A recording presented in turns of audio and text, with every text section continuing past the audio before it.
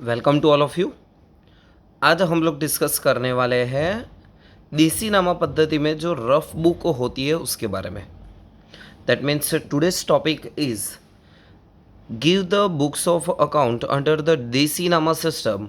और उसमें सिर्फ एक बुक की बात करने वाले हैं, रफ बुक। तो आखिर रफ बुक होती क्या है? जब भी कोई बिजनेसमैन बिजनेस करता है तो दिन में बहुत सारे ट्रांजेक्शन्स होते हैं। तो वो सारे ट्रांजेक्शन को on the spot books of account में लिखना लगभग इम्पॉसिबल है। मतलब कोई ट्रांजेक्शन हुआ, चलो मैं लिख रहा हूँ और दूसरे कस्टमर को बोल रहा हूँ कि अब वेटिंग करो। It's not practical in actual life.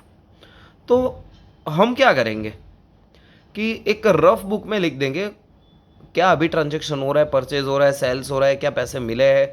वो सारे ट्रांजेक्शन एक रफ बुक में लिख देंगे ताकि हम ट्रांजेक्शन भूल ना जाए। At the end of the day जब पूरा दिन ख़त्म होगा तब वो सारे रिकॉर्ड्स एक्चुअल जो बुक्स ऑफ अकाउंट में जहाँ पे लिखने हैं वहाँ पे लिख देंगे।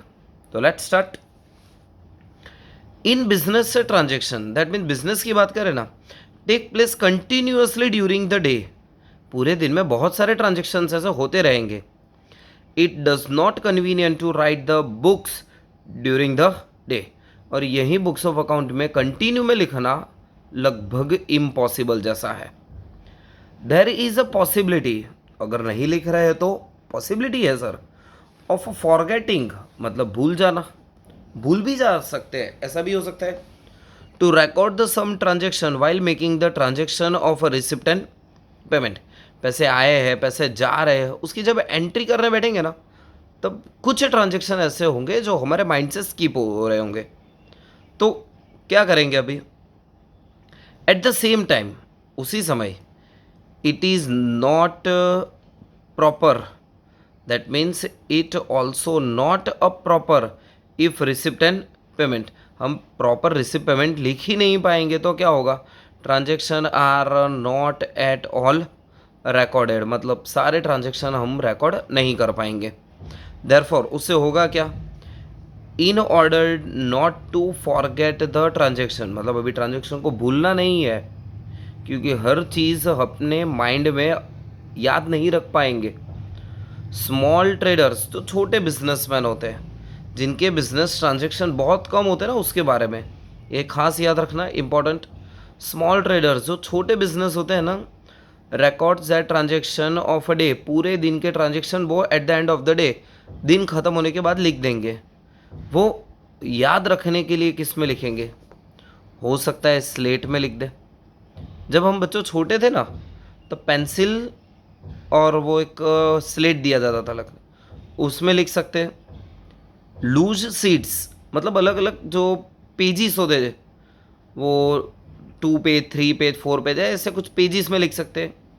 या फिर रफली कोई डायरी में भी लिख सकते हैं। दोबारा रिवाइज करा तो बच्चों, small traders record that transaction on the day. कहाँ पे लिखते हैं वो? स्लेट में, लूज शीट में, या फिर डायरी में। सच रिकॉर्ड इज नोन एज, उसको हम क्या बोलेंगे? टाचन या फिर टिप्पणी। ये याद रखना है, मोस्ट इंपॉर्टेंट है।